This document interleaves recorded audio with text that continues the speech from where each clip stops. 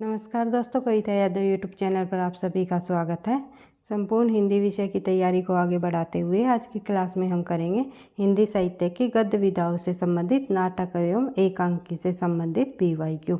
जितने भी पिछले सालों में पूछे गए प्रश्न हैं उनको हम टॉपिक वाइज करते हुए अपनी तैयारी को आगे बढ़ा रहे हैं। साथ ही जो है हम अधिक से अधिक प्रश्नों का अभ्यास करते हुए भी चल रहे हैं और साथ ही अपने कंटेंट को भी हम आगे बढ़ा रहे हैं। तो संपूर्ण हिंदी साहित्य से संबंधित हम अपनी तैयारी को आगे बढ़ाते हुए घटना चक्र प्रैक्टिस सेट के प्रश्नों को करते हुए हम आज की क्लास में करने वाले हैं नाटक एवं एकांकी से संबंधित जो महत्वपूर्ण प्रश्न, जो कि हम टॉपिक वाइज घटना चक्र प्रैक्टिस सेट के साथ जो है करते हुए आगे बढ़ रहे हैं। तो शुरुआत कर लेते हैं नाटक एवं एकांकी के प्रश्न उत्तरों की। प्रश्न नंबर 1, संभावी में युगे युगे नाटक के रचयिता कौन है? तो संभावी युगे युगे नाटक के रचयिता रहे हैं G.J. हरजीत सिंह।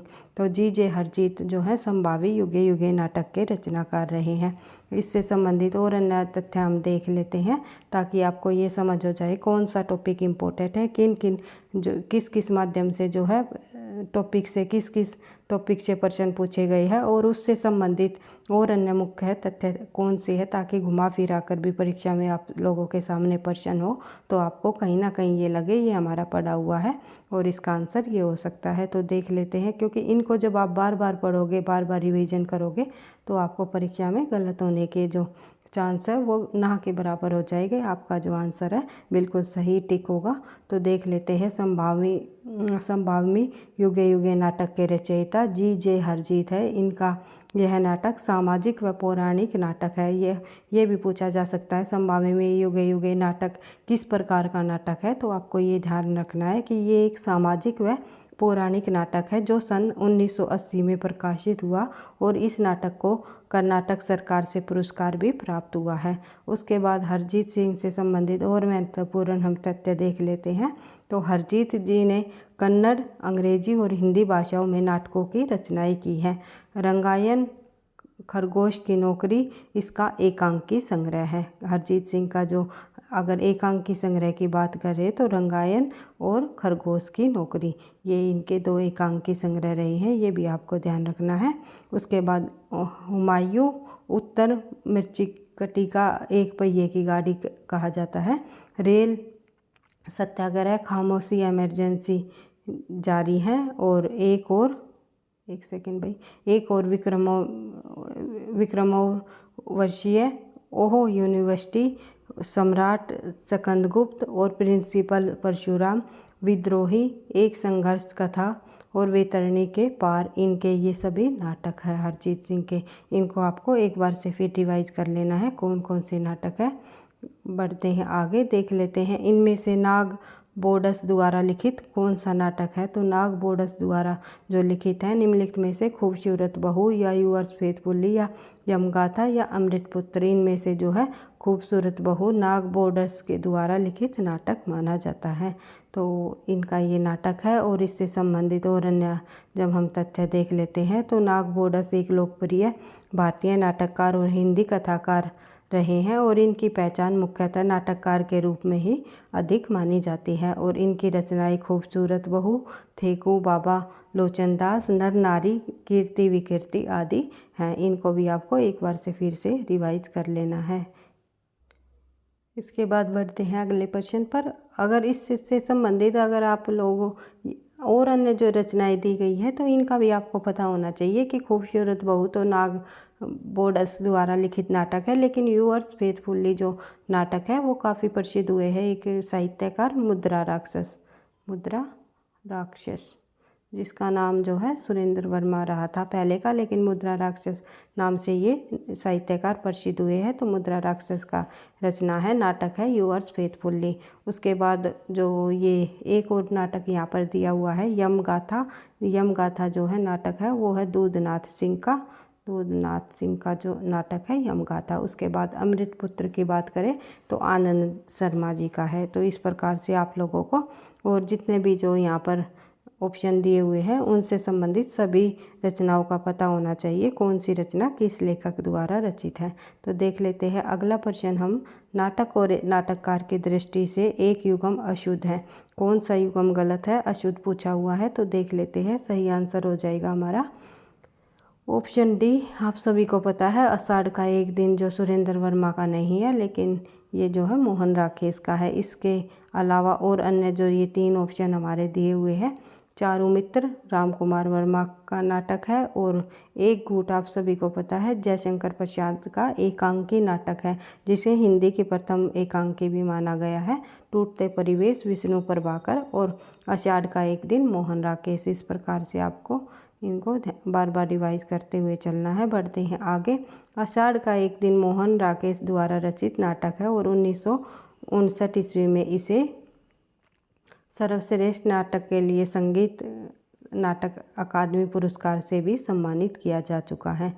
बढ़ते हैं आगे। अगला जो प्रश्न हमारा प्रश्न संख्या 4, हिंदी का प्रथम मौलिक नाटक कौन सा माना जाता है। तो हिंदी का प्रथम मौलिक नाटक निम्नलिखित में से आनंद रघुनानंद है। आनंद रघुनानंद हिंदी का प्रथम मौलिक नाटक है। इससे संबंधित और अगर हम तथ्य देखें तो आनंद रघुनानंद जो नाटक है वो किसका है, ये आपको बताना है। तो ये है विश्वनाथ सिंह का।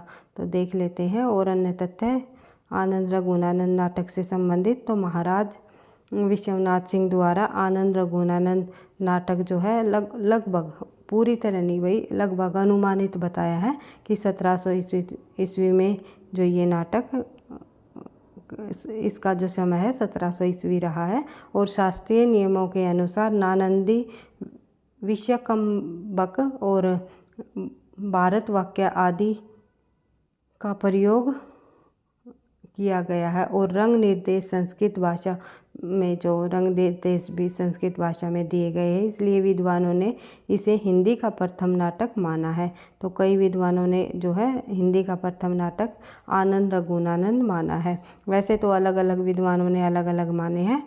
तो किसी ने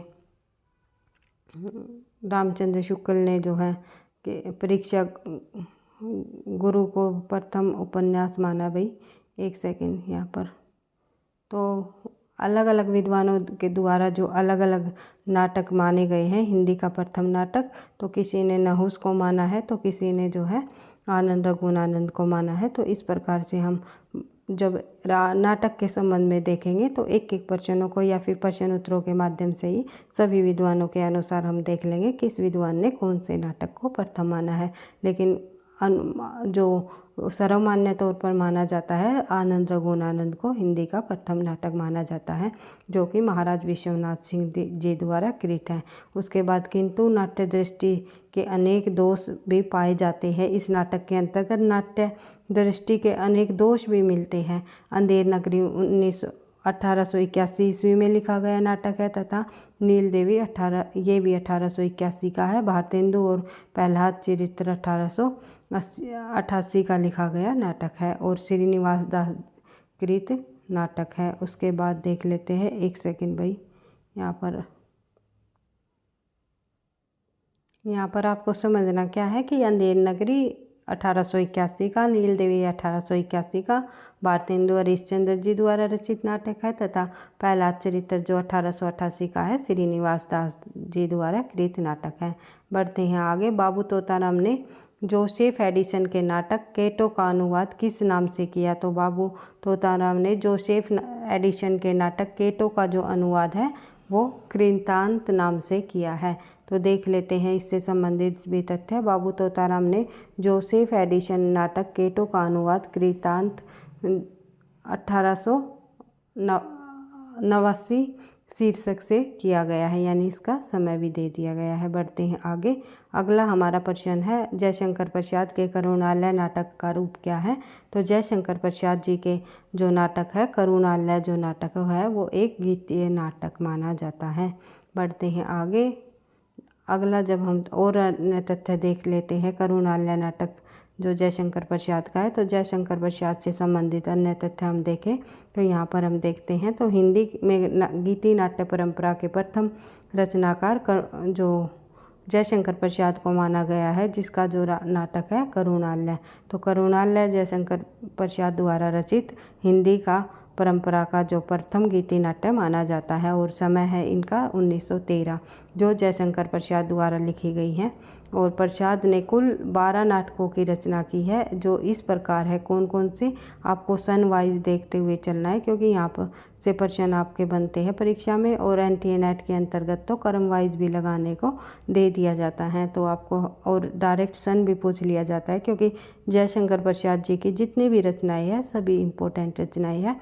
ऐसा हम नहीं कह सकते कि ये रचना इम्पोर्टेंट नहीं है, परीक्षा में नहीं आ सकती। तो जितनी भी जयशंकर प्रसाद द्वारा जो रचित कुल 12 नाटक है वे सभी नाटक इम्पोर्टेंट है। तो सज्जन सबसे पहले, सज्जन 1910, फिर है पश्चात प्रायश्चित 1913, फिर है राज्यश्री 1914, उसके बाद विशाख 1925, अजातशत्रु 1922, जन्मेजय का नागयक 1926, फिर है कामना 1927, चंद्रगुप्त 1928, एक गोटिन का एकांकी नाटक है 1929, चंद्रगुप्त 1931 और ध्रुवस्वामिनी 1933।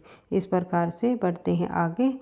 अगला जो तथ्य हम देख लेते हैं, करुणालय में हरिश्चंद्र और विश्वामित्र के प्रसिद्ध पौराणिक आख्यान पर आधारित किया गया है। जो करुणालय नाटक है उसमें जो हरिश्चंद्र और विश्वामित्र के प्रसिद्ध पौराणिक आख्यान का आधार को यहाँ पर दर्शाया गया है। तो उसके बाद सज्जन का जो नाटक का कथानक है महाभारत से लिया गया है। कई बार पूछा जाता है निम्नलिखित में से जयशंकर प्रसाद जी का ऐसा कौन सा नाटक है जो इसका कथानक महाभारत से लिया गया है, तो वो नाटक है इनका सज्जन। ये भी आपको ध्यान रखना है। उसके बाद प्रायश्चित में जयचंद के मूर्खतापूर्व कुचक्कर के कारण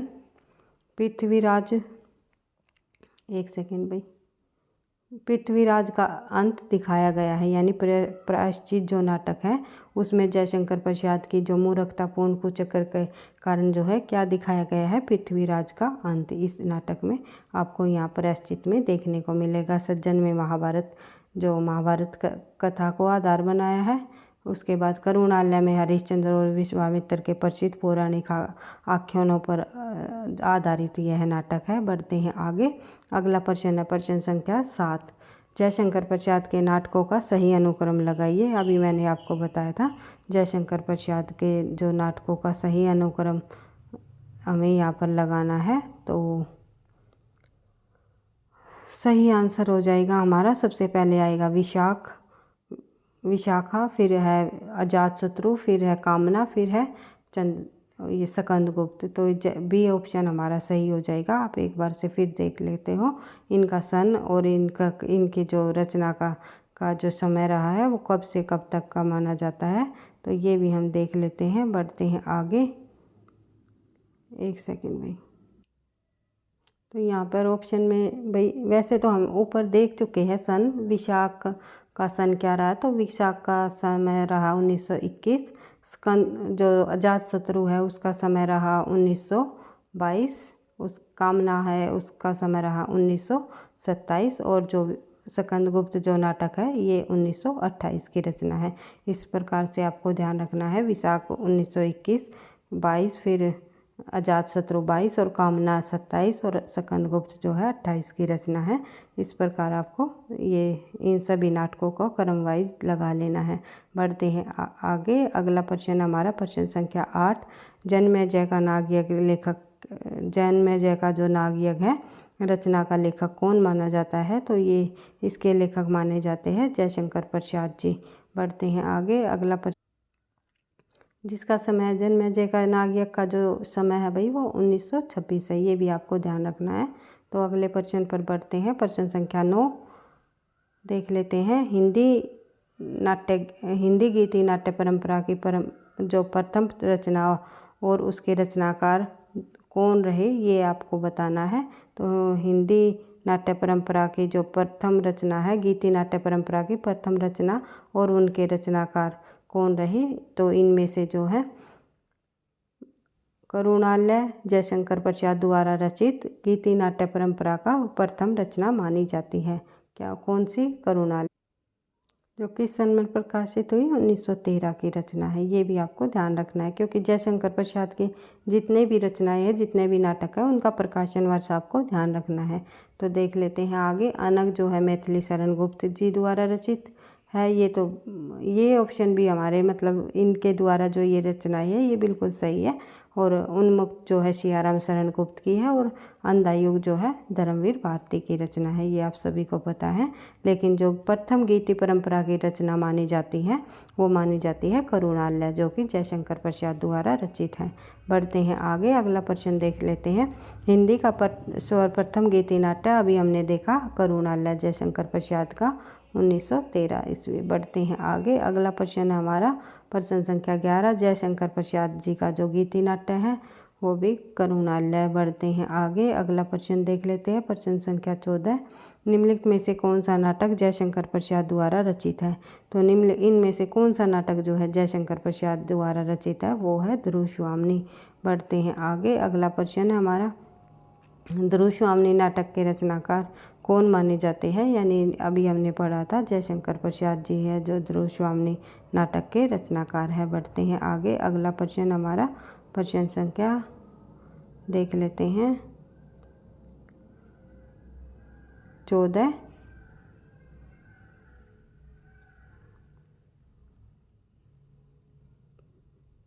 कुमार यह मृत्यु और निर्वासन का सुख यह तुम अकेले ही लोगे यह नहीं हो सकता किस नाटक की पंक्ति है? तो ये जो नाटक की पंक्ति है वो है जयशंकर प्रसाद के ध्रुवस्वामिनी नाटक की। जयशंकर प्रसाद द्वारा रचित ध्रुवस्वामिनी जो नाटक है इसका समय रहा 1933 ईस्वी में। जो रचित ध्रुवस्वामिनी में ध्रुवस्वामिनी चंद्रगुप्त से कहती है ये पंक्ति। तो ये भी पूछा जा सकता है यह जो पंक्ति है किस पात्र ने किसको कहा है? तो चंद्रगुप्त से ध्रुवस्वामिनी जी कहती है, कुमार यह मृत्यु और निर्वासन का सुख तुम अकेले ही लोगे क्या कि ऐसा नहीं हो सकता। तो इस प्रकार ये पंक्ति ध्रुवस्वामिनी द्वारा चंद्रगुप्त को कही गई है। बढ़ते हैं आगे, प्रश्न संख्या 15। वीरता जब भागती है तो पीछे राजनीति के छल छिद्र की धूल उड़ाती है। तो उपयुक्त कथन प्रसाद के किस नाटक का है ये पूछा हुआ है। तो देख लेते हैं यह जो पंक्ति है ये कथन भी है ध्रुवस्वामिनी से ही संबंधित है।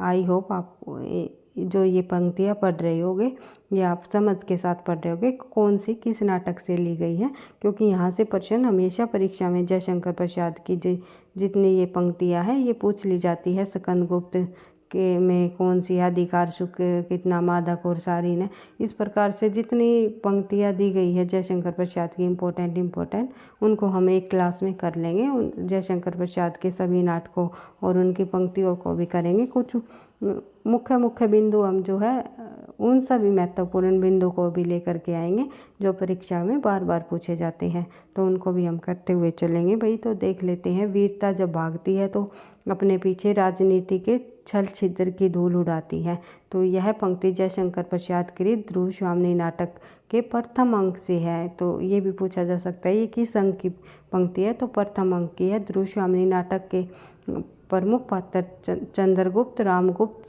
शिखर स्वामी, ध्रुवस्वामिनी, मंदाकिनी, कोमा और आचार्य महिरदेव सकराज सिंह माने जाते हैं। उसके बाद बढ़ते हैं अगले प्रश्न पर।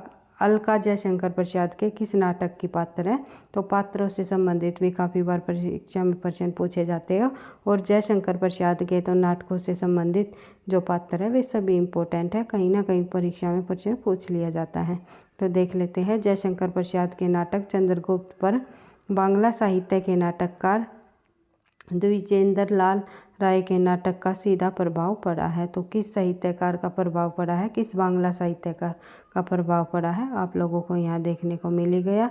तो स्वयं द्विजेंद्र लाल राय ने नाटकों पर आंग्ल प्रभाव स्पष्ट और फलस्वरूप प्रसाद के नाटक पर भी आंग्ल प्रभाव हमें देखने को मिलता है।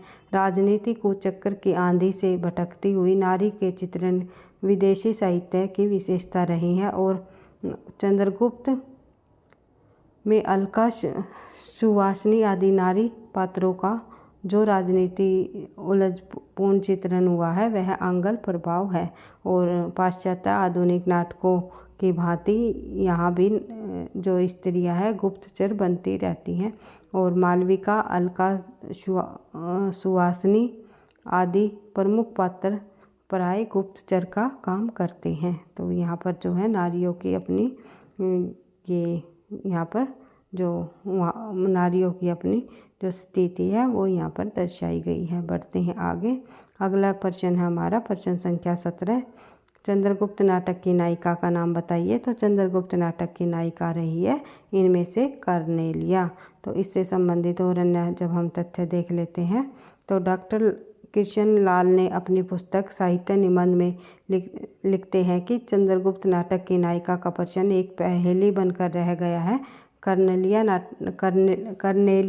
नाटक के प्रारंभ में दिखाई देती है, इसके पश्चात फिर अंत में। इस प्रकार नायिका को जो मुख्यता और महत्व प्राप्त होना चाहिए वह कर्नेलिया को प्राप्त जो सही है वह नायिका नहीं है। कार्नेलिया को प्राप्त नहीं है, सही है नहीं भाई, ये यहाँ नहीं है आएगा, टाइपिंग मिस्टेक है। पर जो नायिका है वह नायिका नहीं है। कल्याणी बहुत दूर तक नाटक की संभावित नायिका होने पर दिखाई देती है और डॉक्टर दशरथ झा के अनुसार जब हम बात करें तो हिंदी नाटक की रूपरेखा में यह लिखते हैं कि फल भोगा एक दृष्टि से चंद्रगुप्त ठहरता है, क्योंकि चंद्रगुप्त को स्वराज्य तथा कार्नेलिया दोनों प्राप्त होते हैं। और डॉक्टर झा प्रसाद के नाटकों पर संस्कृत नाटक साहित्य का प्रभाव में लिखते हैं कि कल्याणी भी उपयुक्त नेत्री हो सकती हैं। एक सेकंड भाई। और वह नाटककार का उद्देश्य कुछ उच्चतर उपलब्धि का था। कार्नेलिया चंद्रगुप्त का संयोग कराकर दो विभिन्न संस्कृतियों के संगम के द्वारा अपनी उदार मानवतावादी अंतर्दृष्टि का परिचय देती है। इस प्रकार कार्नेलिया को चंद्रगुप्त नाटक की नायिका कहा जा सकता है। यानी कि जहाँ के अगर ये पूछ लिया जाए जहाँ के अनुसार जो है ये हिंदी नाटक की रूपरेखा में जो किसको स्थान दिया है तो इन्होंने झा ने बताया है कल्याणी को, और लेकिन कार्नेलिया को भी जो है नायिका के रूप में रखा जा सकता है। उसके बाद बात करें आगे। प्रश्न संख्या हमारी 18। निम्नलिखित में से एक जयशंकर प्रसाद द्वारा रचित नाटक नहीं है। इनमें से कौन सा एक जयशंकर प्रसाद का नाटक नहीं है? तो आप सभी को पता है अजातशत्रु, स्कंदगुप्त, ध्रुवस्वामिनी तीनों के तीनों जयशंकर प्रसाद जी के नाटक है, लेकिन तितली जयशंकर प्रसाद जी का उपन्यास है। बढ़ते हैं आगे। इरावती इनका अधूरा उपन्यास है। तो देख लेते हैं तितली जयशंकर प्रसाद का उपन्यास है, शेष सभी नाटक है। बढ़ते हैं आगे, देख लेते हैं प्रश्न संख्या 19। निम्नलिखित में कौन सा नाटक जयशंकर प्रसाद द्वारा रचित नहीं है? तो इनमें से कौन सा नाटक जयशंकर प्रसाद का नहीं है? तो वो है करबला। तो ये जो स्कंदगुप्त, चंद्रगुप्त और ध्रुवस्वामिनी जयशंकर प्रसाद के नाटक है, लेकिन करबला जो नाटक है वो जयशंकर प्रसाद का नहीं है, मुंशी प्रेमचंद जी का है।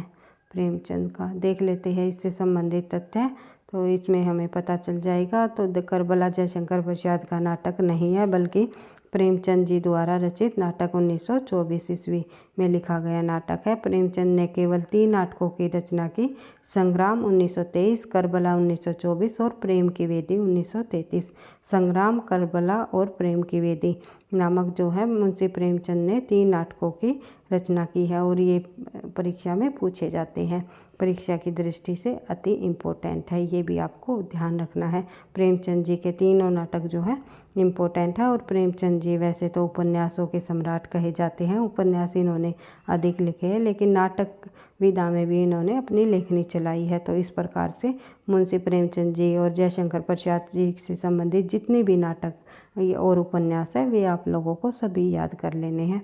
दोनों के नाटक इम्पोर्टेंट है। तो अन्य महत्वपूर्ण तथ्य हम देख लेते हैं। तो ऐतिहासिक नाटकों में सबसे अधिक सफलता प्रसाद को मिली है। प्रसाद के नाटकों में राष्ट्रीय चेतना देखी जाती है। इसके नाटक अभिनय की दृष्टि से पूर्णतः सफल नहीं हो पाए। तो कई बार पूछ लिया जाता है निम्नलिखित में से किसके नाटक जो है अभिनय की दृष्टि से अभी तक पूरी तरह से जो सफल नहीं हो पाए, तो प्रसाद जी के नाटक। बढ़ते हैं आगे अगले प्रश्न पर हम देख लेते हैं। तो प्रश्न संख्या हमारी 20, निम्नलिखित में से कौन सा नाटक प्रसाद का नहीं है। तो इनमें से कौन सा नाटक प्रसाद का नहीं है, तो ये आपको पता ही है, जन्मे जय का नागयज्ञ जो कि 1913 की रचना है, और सॉरी भाई 1913 की नहीं, 1926 की है भाई, 1913 का इनका करुणालय है, ये भी आपको ध्यान रखना है। और चंद्रगुप्त, फिर है दुर्गाशिवामनी, ये तीनों के तीनों नाटक जो है ये जयशंकर प्रसाद के, लेकिन सिंदूर की होली जो है जयशंकर प्रसाद की नहीं है, लक्ष्मी नारायण मिश्र जी की रचना है सिंदूर की होली। तो सिंदूर की होली प्रसाद का नाटक नहीं है, बल्कि लक्ष्मी नारायण मिश्र जी का नाटक है। इस नाटक में दो पात्र मनोरमा और चंद्रकांता एक दूसरे के विरोधी हैं। मनोरमा विधवा का समर्थन करती है और चंद्रकांता रोमांटिक प्रेम का, और मनोरमा का जो विधवा विवाह का विरोध स्वयं बुद्धिवाद का विरोध करने लगता है, और रोमांटिक जो चंद्रकांता का तर्क बुद्धिवाद हो जाता है। शेष प्रसाद के नाटक है, और ये तीनों प्रसाद जी के नाटक हैं। बढ़ते हैं आगे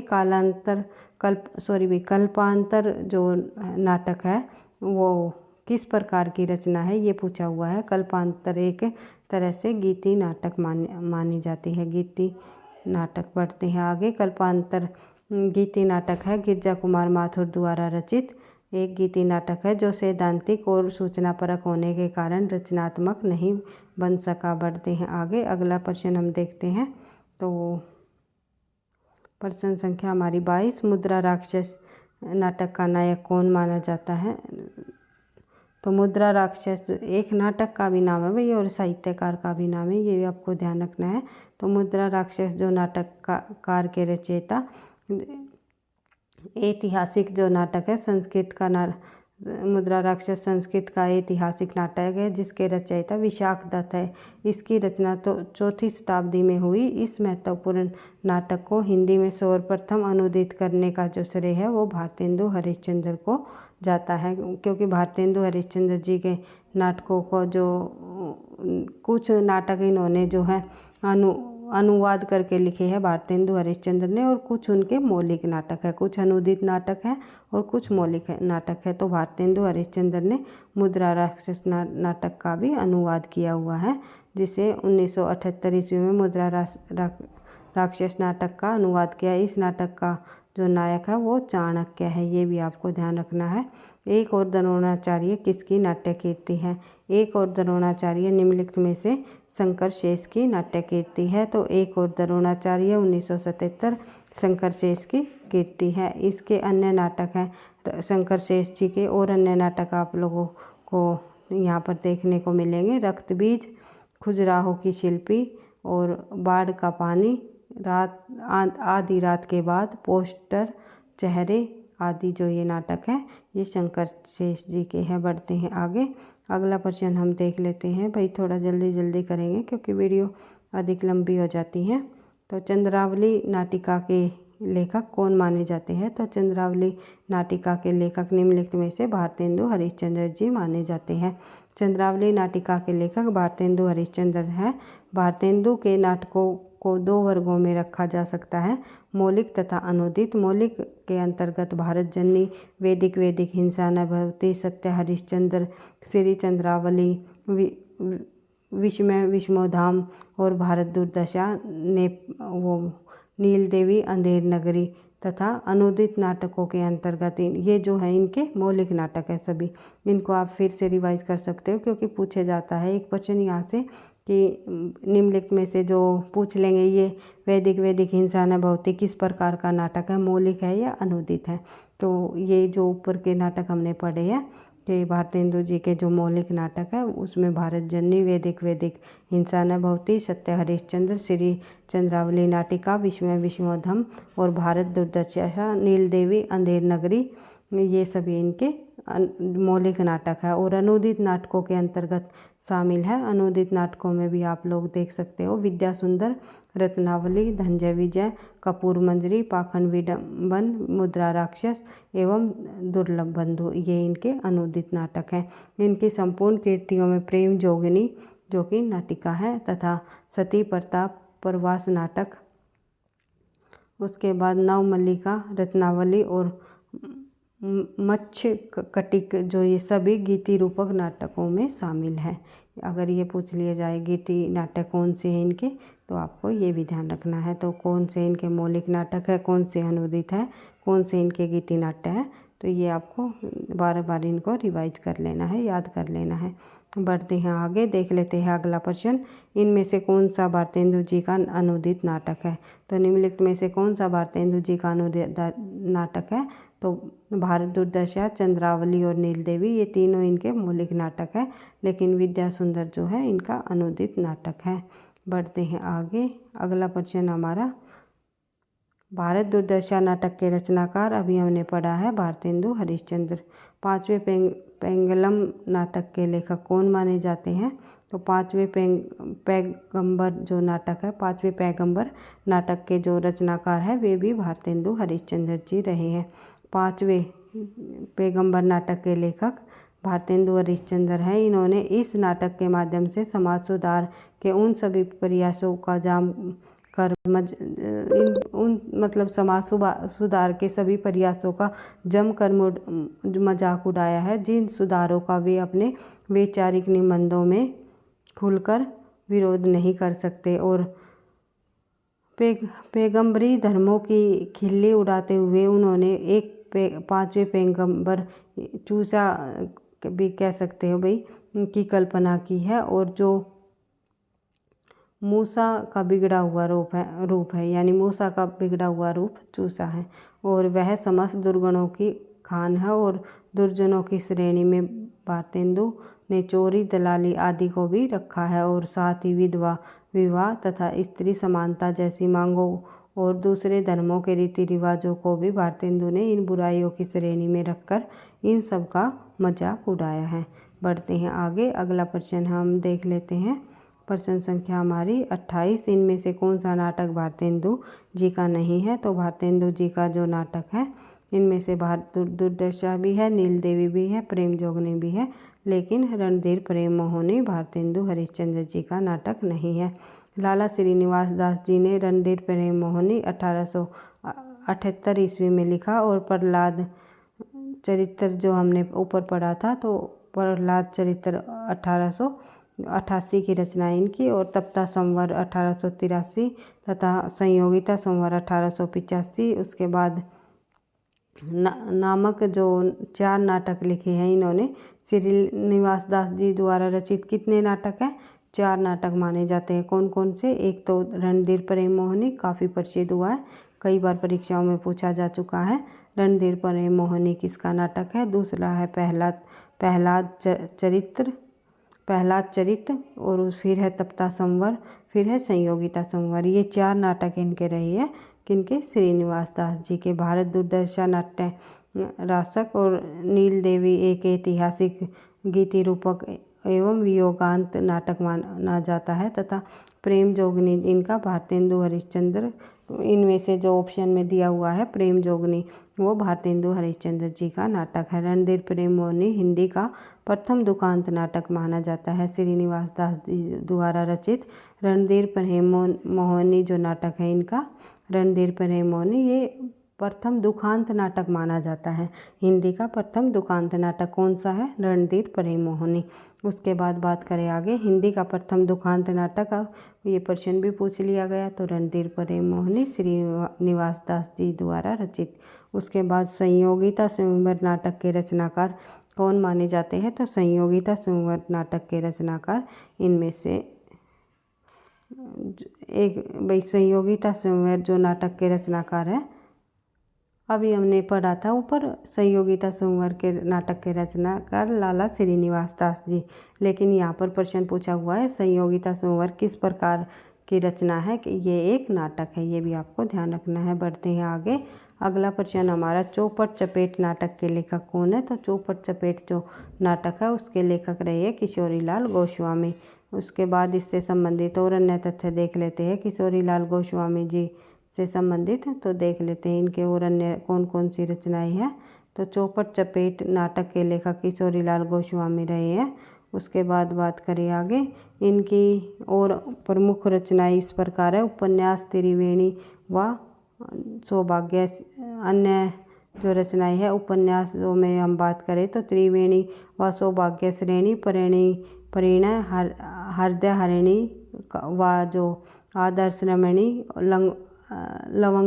लवंगलता व आदर्श बाला, और सुल्ताना रजिया बेगम व रंगमहल में हालाहल, और मालती माधव, फिर है मदन मोहनी, गुलबहार, हीराबाई व बेहयाई का बोरका। ऐतिहासिक इनके ये सभी उपन्यास माने जाते हैं। इंदुमती व वन विहागिनी, और ये भी इनका ऐतिहासिक उपन्यास है।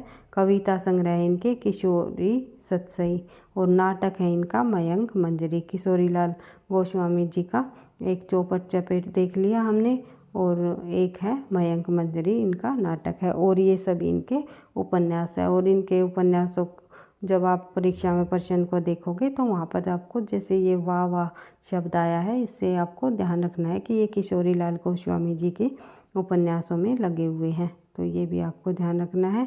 उसके बाद बात करें आगे, श्रृंगार और वीर रस प्रधान नाटक कौन सा माना जाता है। तो इनमें से मयंक मंजरी जो किशोरीलाल गोस्वामी जी का नाटक है वो श्रृंगार और वीर रस का नाटक माना जाता है, जो कि इसका समय रहा है 1891 ईस्वी। उसके बाद बात करें आगे, सूर्य की अंतिम किरण और सूर्य की पहली किरण तक जो है नाट्य कीर्ति किसकी है। तो सूर्य की अंतिम किरण और सूर्य की पहली किरण नाटक की कीर्ति जो है सुरेंद्र वर्मा जी की है।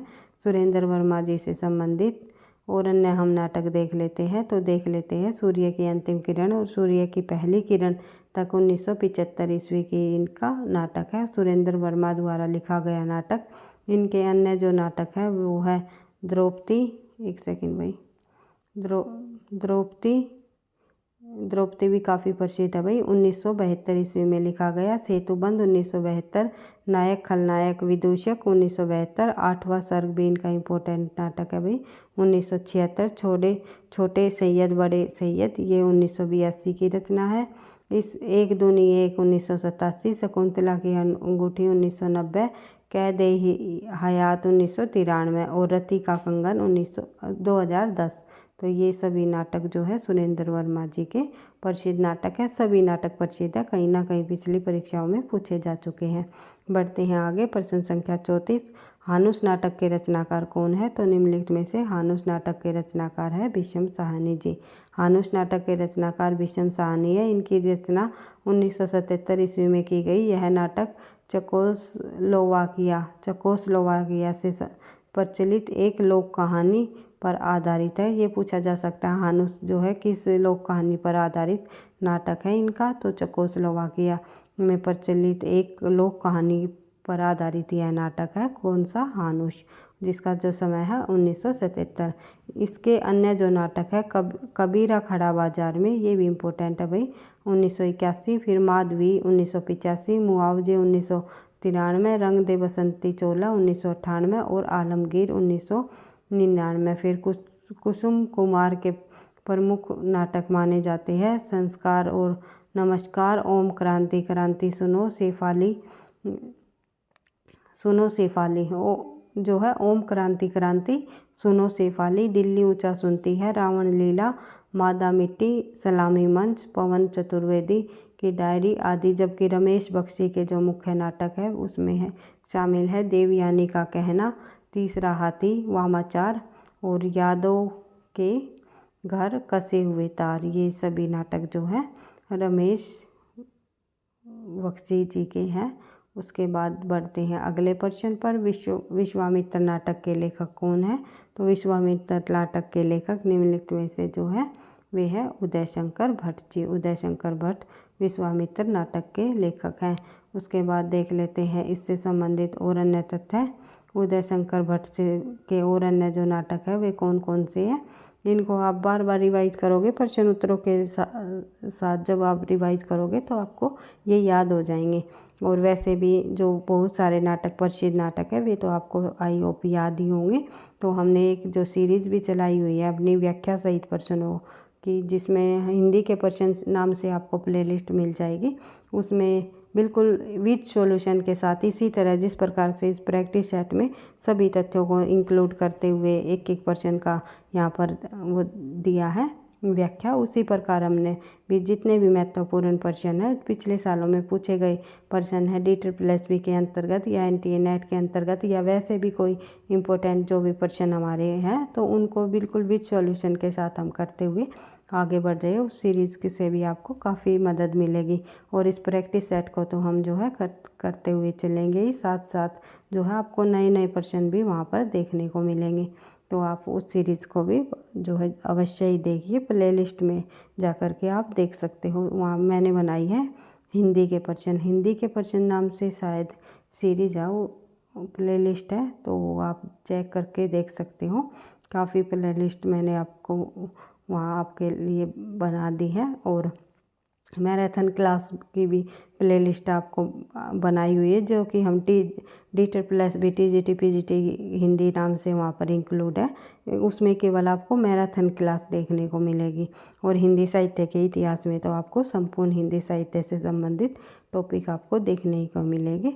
तो इस प्रकार से जो है हमने अलग अलग प्लेलिस्टों में शामिल किया गया ताकि आप जब कई क्लासों को एक साथ देखो तो आप जो है आसानी से उनको अपने हिसाब से चीज़ों को देखते चलो कि आपको किस प्रकार की क्लास चाहिए।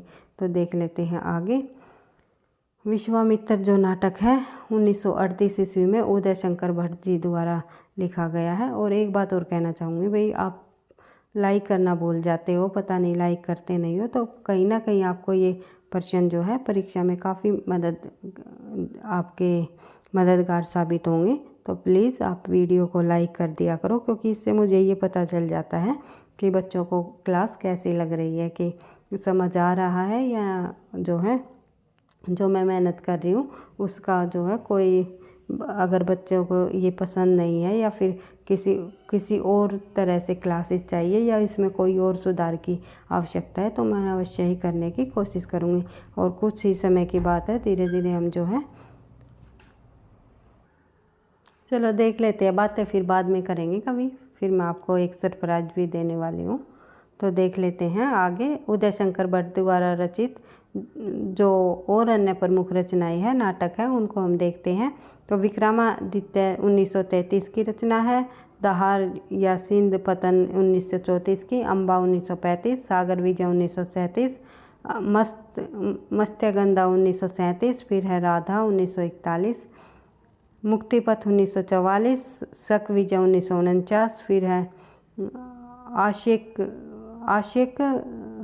आशिका नव नंदनी जो रचना इनकी 1959, फिर गुरुद्रोण का अंत निरीक्षण 1959, अश्वत्थामा भी 1959 की रचना है, असुर सुंदरी 1972, गोविंद वल्लभ पंत के प्रमुख जो नाटक है ये थे उदय शंकर भट्ट जी के। और गोविंद उसके बाद जो अन्य ऑप्शनों में दिए हुए हैं हमारे रचनाकार, उनके भी हम नाटकों को एक बार से रिवाइज कर लेते हैं, देख लेते हैं। गोविंद वल्लभ पंत जी के जो प्रमुख नाटक है वो है राजमुकुट 1935, उसके बाद है कुमार हृदय का भगनाव शेष जो है 1936, अंतपुर का छिद्र 1940, तुलसीदास 1974 और आत्मदीप 1978, फिर है लक्ष्मी नारायण मिश्र जी के प्रमुख नाटक अशोक 1926, गुरुध्वज 1945, नारद की वीणा 1946, उसके बाद वत्सराज 1950, चक्रव्यूह 1954, फिर है अश्वमेघ जो इनकी रचना है। और ये लक्ष्मी नारायण मिश्र जी के प्रमुख नाटक हैं। बढ़ते हैं आगे, देख लेते हैं अगला प्रश्न संख्या 36। चरणदास चोर किसकी कीर्ति है? तो चरणदास चोर जो है प्रसिद्ध कीर्ति है हबीब तनवीर जी की। उसके बाद देख लेते हैं हबीब तनवीर जी के जो अन्य कृतियाँ हैं उनको भी हम देख लेते हैं। नाटक विदा की रचना है ये। इसका प्रकाशन हबीब तनवीर की जो रचना है चरणदास चोर जो रचना है वो उसकी जो रचना का प्रकाशन वर्ष है वो है 1975 ईस्वी। ये भी आपको ध्यान रखना है। इसके प्रमुख नाटक और अन्य माने जाते हैं आगरा बाजार 1954, शतरंज के मोहरे 1954। शतरंज के मोहरे काफ़ी बार पूछा जाता है भाई, ये आपको ध्यान रखना है। और आगरा बाजार भी इम्पोर्टेंट है। फिर है लाला सोहरत राय और मिट्टी की गाड़ी। फिर गांव का नाम ससुराल मोर नाम दामाद, गांव का नाम ससुराल मोर नाम दामाद। और पोंगा पंडित, द ब्रोकन ब्रिज और जहरीली हवा, राजभक्त, ये सभी नाटक जो है ये हबीब तनवीर जी के हैं। बढ़ते हैं आगे, देख लेते हैं हबीब तनवीर जी से संबंधित और अन्य महत्वपूर्ण तथ्य। हबीब तनवीर का पहला नाटक आगरा बाजार है, ये आप लोगों ने देख ही लिया। चरणदास चोर जो एडविन वर्ग इंटरनेशनल ड्रामा फेस्टिवल 1982 में पुरस्कृत होने वाला पहला भारतीय नाटक माना जाता है। ये भी आपको ध्यान रखना है, क्योंकि जिस भी रचना पर जो भी पुरस्कार दिया गया जाता है वो अपने आप में इम्पोर्टेंट हो जाती है। हबीब तनवीर जी को थिएटर का विश्वकोश भी कहा जाता है। कई बार पूछ लिया जाता है थिएटर का विश्वकोश किस साहित्यकार को कहा जाता है, तो हबीब तनवीर को, ये आपको ध्यान रखना है। और हबीब तनवीर अच्छे अभिनेता, निर्देशक, नाटक लेखक व गीतकार, कवि, गायक व संगीतकार भी रहे हैं। बढ़ते हैं आगे, अगला प्रश्न हमारा प्रश्न संख्या 37। लहरों के राजहंस नाटक के रचनाकार कौन माने जाते हैं, तो लहरों के राजहंस नाटक के रचनाकार निम्नलिखित में से कौन है, ये आप सभी को पता है, इम्पोर्टेंट नाटक है मोहन राकेश जी का। तो इसके रचनाकार कौन है, मोहन राकेश। तो लहरों के राजहंस नाटक 1963 ईस्वी में मोहन राकेश द्वारा लिखा गया नाटक है। और इसके अन्य मुख्य नाटक कौन कौन से हैं, आषाढ़ का एक दिन 1958 में, आधे अधूरे 1969 में। और विष्णु प्रभाकर के नाटक की जब हम बात करें तो इनका जो नाटक है डॉक्टर, काफ़ी बार पूछा जाता है। युगे युगे क्रांति, विष्णु प्रभाकर जी के सभी नाटक इम्पोर्टेंट है भाई। टूटते परिवेश और कुल्हासा और किरण, डरे हुए लोग, वंदनी, अब और नहीं, सत्ता के आर पार, श्वेत कमल आदि जो ये नाटक है विष्णु प्रभाकर जी द्वारा लिखे गए हैं। और मोहन राकेश के आपने देख ही लिया। उसके बाद बात करें आगे, अगला पर जब हम मोहन राकेश के संबंध में और अन्य तथ्यों की बात करेंगे तो यहाँ पर हमें देखने को मिल रहे हैं। तो मोहन राकेश प्रयोगशील नाटककार माने जाते हैं। पूछा जाता है कौन निम्नलिखित में से कौन प्रयोगशील नाटककार रहे हैं, तो मोहन राकेश जी। आषाढ़ का एक दिन नाटक कालिदास के काल्पनिक जीवन वृत्त पर आधारित माना जाता है। किसके जीवन पर आधारित है, कालिदास के काल्पनिक जीवन वृत्त पर आधारित कौन सा नाटक है मोहन राकेश का, आषाढ़ का एक दिन। लहरों के राजहंस कथानक अशोक घोष के स्वरानंद कीर्ति पर आधारित माना जाता है। और आधे अधूरे नाटक मध्यम वर्ग की पारिवारिक जीवन की समस्या पर आधारित है। ये इनके मोहन राकेश जी के नाटकों के संबंध में, उनकी विषय वस्तु के संबंध में परीक्षाओं में प्रश्न पूछे जाते हैं। तो देख लेते हैं आगे, अगला प्रश्न हमारा प्रश्न संख्या 38। मध्यम वर्ग की पारिवारिक समस्या को दर्शाने वाला नाटक कौन सा है, तो मध्यम वर्ग की पारिवारिक समस्या को दर्शाने वाला निम्नलिखित में से नाटक है आधे अधूरे। बढ़ते हैं आगे, जो कि मोहन राकेश का है। बढ़ते हैं आगे, निम्नलिखित में से मोहन राकेश लिखित एक नाटक कौन सा है, तो मोहन दास जी का जो नाटक है वो है लहरों का राजहंस। अन्य नाटक आप लोगों ने देख ही लिए थे। जैन में जगह नागयज्ञ जो नाटक है वो जयशंकर प्रसाद का है। सिंदूर की होली लक्ष्मी नारायण मिश्र जी का है। और मिस्टर अभिमन्यु जो नाटक है वो,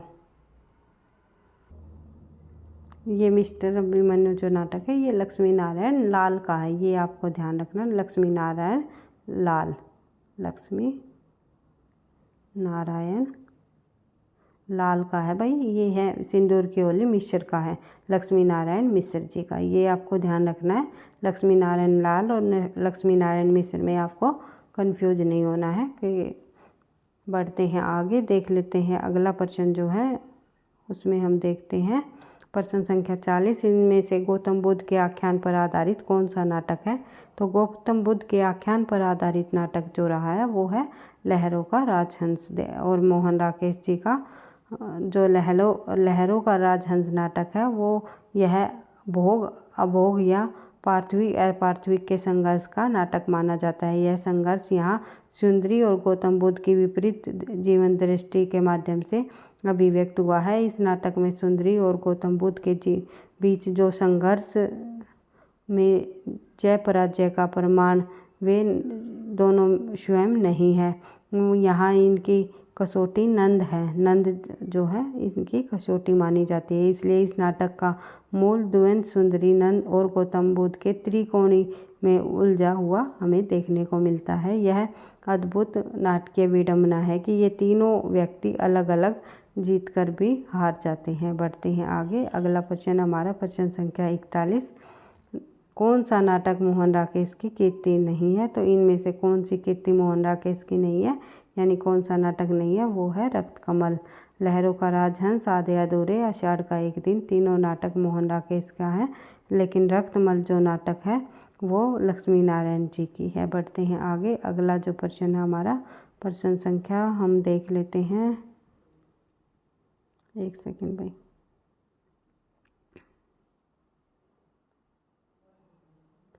अगला प्रश्न हमारा प्रश्न संख्या 42, महाभारत कथा पर आधारित नाटक कौन सा है। तो महाभारत कथा पर आधारित जो नाटक है वो है अंधा युग, धर्मवीर भारती जी का अंधा युग नाटक महाभारत कथा पर नाटक है, आधारित नाटक है, जिसका समय है 1955।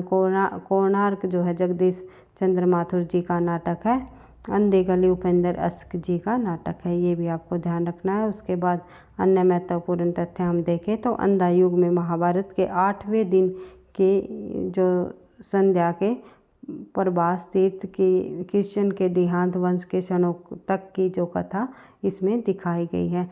कई बार पूछी जाती है कि कौन से 8वें नहीं भाई 18वें दिन की जो संज्ञा का प्रसाद तीर्थ के जो उसके बाद जो है कृष्ण के देहांत तक के जो क्षण की जो वर्णन है इस नाटक में हमें देखने को मिलता है धर्मवीर भारती जी द्वारा जो है अंधा युग नाटक में।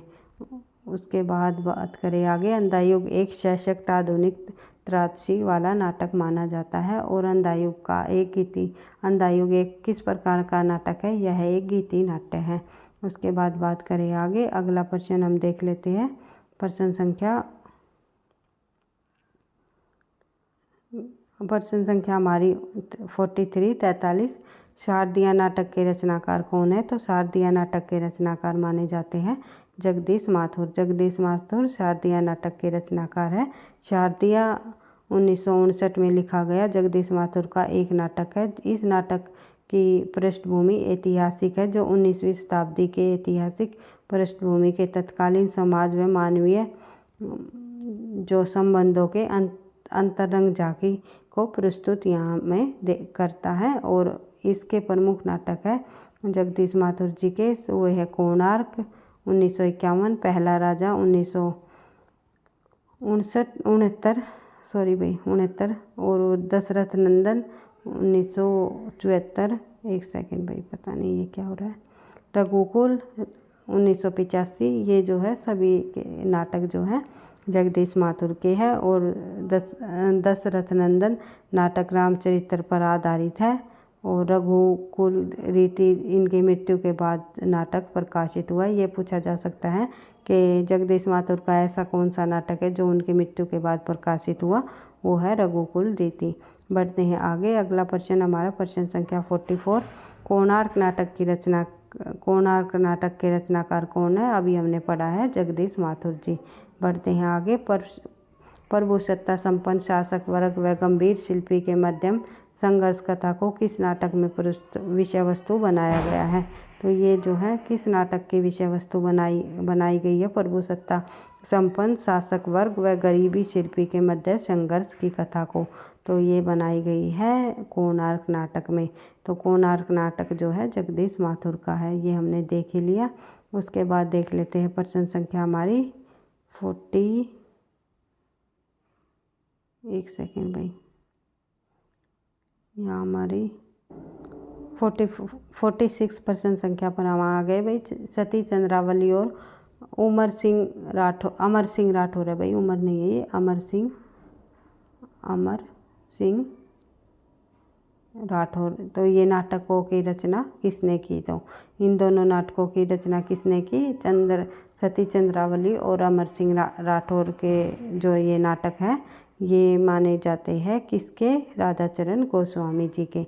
तो देख लेते हैं, राधाचरण गोस्वामी ने बहुत ही अच्छे मौलिक नाटककार रहे हैं ये। जैसे इन्होंने और अन्य भी नाटक लिखे, जैसे कि सुदामा नाटक, सती चंद्रावली, अमर सिंह राठौर, तन मन धन, श्री गोसाई जी को अर्पण। इनमें से सती चंद्रावली और अमर सिंह नाटक जो बड़े नाटक माने जाते हैं इनके। फिर है सर्वेश्वर दयाल सक्सेना की नाट्य कीर्ति का नाम बताइए। तो सर्वेश्वर दयाल सक्सेना जी की इनमें से नाट्य कीर्ति है वो है बकरी। बकरी इनका प्रसिद्ध नाटक है। तो इसके बाद देख लेते हैं आगे। सर्वेश्वर दयाल सक्सेना मूलतः जो कवि है उनका पहला नाटक बकरी माना जाता है। यानी कि कहने का मतलब ये है, सर्वेश्वर दयाल सक्सेना ने जो है अधिक कविताएं लिखी है और ये एक कवि के रूप में प्रसिद्ध हुए हैं। इनका जो पहला नाटक है वो बकरी है, जो कि व्यंग्यात्मक है। यह 1974 में प्रकाशित हुआ। इसके दो अन्य नाटक, जो लड़ाई भी इनका नाटक है भाई, 1979 ईस्वी में जो रचित है। अब गरीबी हटाओ आदि नाटक है। लड़ाई सर्वेश्वर दयाल सक्सेना की कहानी का जो नाट्य रूपांतरण माना जाता है, जबकि एक गरीबी हटाओ में भ्रष्टाचार, उत्पीड़न और अन्याय आदि को मूर्त रूप दिया गया है। उसके बाद देख लेते हैं आगे। प्रश्न संख्या हमारी 48, बकरी किसकी रचना है? तो बकरी जो रचना है वो है निम्नलिखित में से सर्वेश्वर दयाल सक्सेना की। अभी हमने पढ़ा था, बकरी जो है सर्वेश्वर दयाल सक्सेना जी की रचना है। गरीबी हटाओ, लड़ाई, बकरी, तो बकरी फिर आ गया, तो सर्वेश्वर दयाल सक्सेना की रचना है। उसके बाद देख लेते हैं प्रश्न संख्या हमारी 48 प्रश्न संख्या में जब हम देखते हैं, एक सेकेंड भाई, 48 नहीं 49 तक हम कर चुके थे। 50 प्रश्न संख्या हमारी 50 हम देख लेते हैं। शकुंतला नाटक को खड़ी गद्य में अनुवाद किया। शकुंतला नाटक का जो खड़ी गद्य में अनुवाद किया है वो किसने किया है? वो किया है राजा लक्ष्मण सिंह ने। तो शकुंतला नाटक का खड़ी बोली व गद्य में अनुवाद राजा लक्ष्मण सिंह ने किया। 1861 में इन्होंने जो है खड़ी बोली गद्य में इसका अनुवाद किया। उसके बाद रघुवंश 1878, मेघदूत 1882 में इन्होंने हिंदी गद्य में इनका अनुवाद किया है। इस प्रकार से हमने जो है आज की क्लास में नाटक से संबंधित 50 प्रश्नों को कर लिया है। 50 MCQs यानी कि PYQs को हमने कर लिया है भाई। जो आगे बचे हुए हमारे नाटक और एकांकी से संबंधित प्रश्न है, कुछ प्रश्न हमारे एकांकी से विधा से भी संबंधित हमारे बचे हुए हैं, तो इनको हम नेक्स्ट क्लास में ही करेंगे, क्योंकि अगर अभी हम यहाँ पर करने लग जाएंगे सभी प्रश्नों को तो वीडियो काफ़ी लंबी हो जाएगी। तो इसी प्रकार से हम धीरे धीरे इस प्रैक्टिस सेट के प्रश्नों को भी करते हुए अपनी तैयारी में शामिल करते हुए आगे बढ़ते हुए अपनी तैयारी को इसी तरह संपूर्ण हिंदी साहित्य की तैयारी को आगे बढ़ाते रहेंगे। तो वीडियो आपको पसंद आई तो लाइक करना, दोस्तों के साथ शेयर करना, चैनल पर पहली बार हो तो सब्सक्राइब कर देना, ताकि आपको नोटिफिकेशन समय पर मिलता रहे। और किसी भी प्रकार का कोई डाउट हो तो कमेंट बॉक्स में लिख करके आप पूछ सकते हो। और वीडियो को प्लीज़ एक बार फिर से मैं कहती हूँ लाइक और शेयर अवश्य किया करो, क्योंकि आपके लाइक और शेयर से ही मुझे नेक्स्ट क्लास बनाने का और अधिक मोटिवेशन मिलेगा। पढ़ते रहना, आगे बढ़ते रहना। थैंक यू, धन्यवाद।